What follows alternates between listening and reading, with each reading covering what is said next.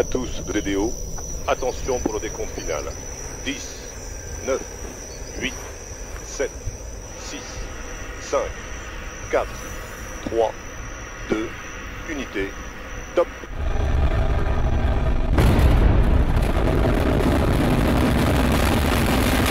Décollage.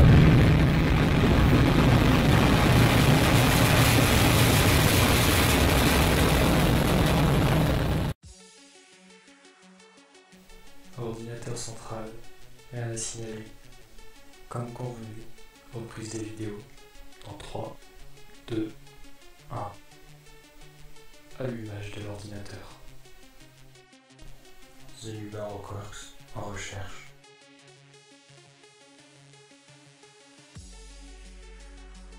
Affinage des recherches.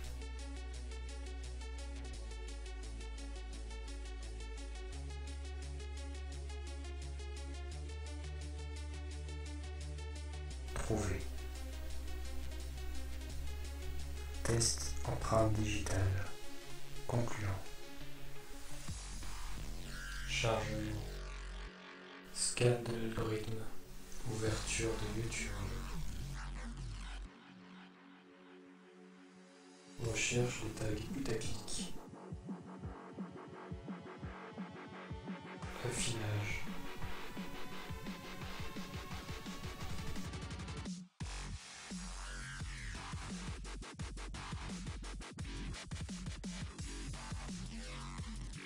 Fin de recherche. Affinage du visuel et de l'audio.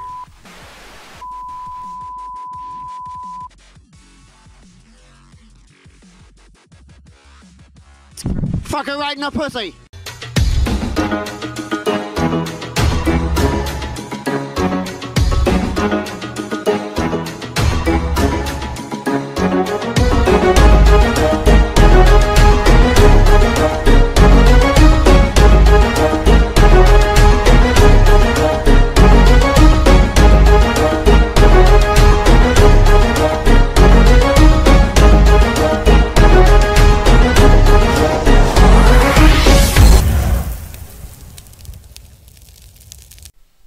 YouTube allumé.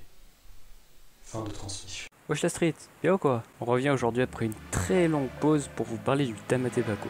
En effet, Oda nous en parle depuis la fin de l'arc des hommes poissons, mais dernièrement il est tombé du toit du palais de Mama. La question qu'on a le droit de se poser c'est à quoi sert le Tamate Bako? Tout d'abord, le Tamate Bako, c'est un trésor légendaire de l'île des hommes poissons, que tout le monde convoite, notamment Big Mom.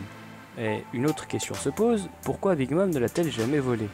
En effet, au vu de sa puissance de feu et de sa force monstre, ça n'aurait pas été très difficile à faire. D'autant plus qu'elle avait administré l'île en tant que l'un de ses territoires. Peut-être que Big Mom est tout simplement superstitieuse, car la traduction littérale de Tamate Bako veut dire cercueil. Mais la réponse peut être toute simple, ce trésor est légendaire. Comme son nom l'indique, légendaire ça veut dire que ça vient d'une légende, et une légende n'est pas censée être réelle. De plus, Big Mom devait se douter qu'un trésor aussi important serait bien protégé, s'il existe. Mais comme c'est Luffy qui lui a donné, et que personne ne donnerait de trésor piégé à un allié, en effet on se souvient que Luffy l'a récupéré des hommes poissons, elle ne s'est doutée de rien. Mais que pourrait contenir le Tamate Bako pour que tout le monde cherche à l'obtenir? Le Tamate Bako est tiré de la légende Urashima Taro, où un pêcheur portant ce nom fut invité au palais enchanté d'Otohime, la maîtresse de la mer, après avoir sauvé une tortue. Urashima Taro y est allé, à manger dans une grande fête et à regarder des poissons lancer et apprécier la terre enchantée pendant 3 jours. Finalement, son pays d'origine commença à lui manquer. Il demanda à Otohime de le renvoyer chez lui, ce qu'elle fut heureuse de faire. En cadeau de départ, elle lui donna une boîte nommée Tamate Bako avec des instructions explicites sur le fait qu'il ne devait jamais l'ouvrir. Il retourna chez lui, mais à sa grande consternation, tout avait changé. Il ne reconnut ni les gens, ni les bâtiments, et rien du tout. Il rencontra un vieillard et lui demandait s'il avait déjà entendu parler d'Urashima Taro. L'homme lui répondit qu'il avait en effet entendu parler de lui, mais qu'il y a 300 ans de cela, il était allé en mer et n'était jamais revenu. Plus le temps passait, plus le pêcheur était déprimé. Un jour, il décida de voir ce qui se trouvait dans la boîte. Quand il l'ouvrit, une bouffée de fumée blanche s'en échappa, et il fut transformé en un vieil homme aux cheveux blancs. Le temps qui s'était écoulé pendant qu'il était au palais était génial, et Otohime avait stocké son âge dans le Tamate Bako afin qu'il ne meure pas, mais ce dernier se condamna tout seul en ouvrant la boîte. Comme vous avez pu le constater, Oda a de nouveau intégré un mythe à son œuvre. En effet, on y retrouve le Tamate Bako, les hommes poissons ainsi que Otohime. Donc, le Tamate Bako pourrait contenir un fruit de démon overcheaté qui permettrait de retenir la vieillesse des gens, en soi la jeunesse éternelle. Vous me direz que ce fruit est déjà en possession de Bonnie, et à cela, je vous répondrai que ce n'est pas exactement le même fruit, mais qu'il y a un lien entre eux. En effet, nous savons que pour parer à toute tentative de vol, le contenu du Tamate Bako était remplacé par une multitude de bombes. Mais si le chef de garde des hommes poissons a eu cette idée, c'est parce que le coffre a été ouvert il y a 10 ans de cela. Imaginons que la personne qui a ouvert ce coffre n'était autre que Vegapunk lui-même. Il aurait, pendant le court laps de temps où il a été en contact avec le fruit, pu prélever un morceau afin de pouvoir le reproduire dans son laboratoire à Punkazard. Et si il avait réussi à reproduire ce fruit? Bien qu'imparfaitement, cela reste possible, et la preuve serait Bonnie. Mais que vient-elle faire ici? C'est bien simple, elle a un lien avec le gouvernement mondial que personne ne connaît, et son fruit du démon ressemble étrangement à celui qui aurait pu être présent dans le Tamate Bako. Et si c'était l'enfant sur qui a été testé le fruit? En effet, il y a 10 ans, Bonnie avait à peu près 14 ans. En réalisant la force que pouvait lui procurer ce fruit, elle finit par s'enfuir. Mais ça ne s'arrête pas là. Dans l'histoire originale, le Tamate Bako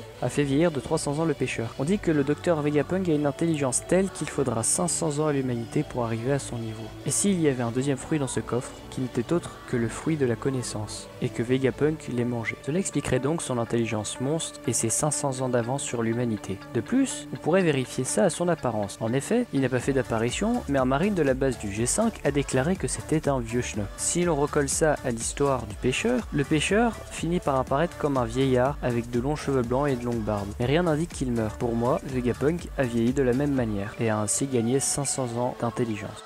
Pour en revenir à l'arc actuel et mouvementé qu'est celui de Whole Cake Island, et au vu des derniers événements, l'alliance Capone-Mugi-Garma a fortement besoin des bombes se situant dans le coffre pour se sortir de cette merde.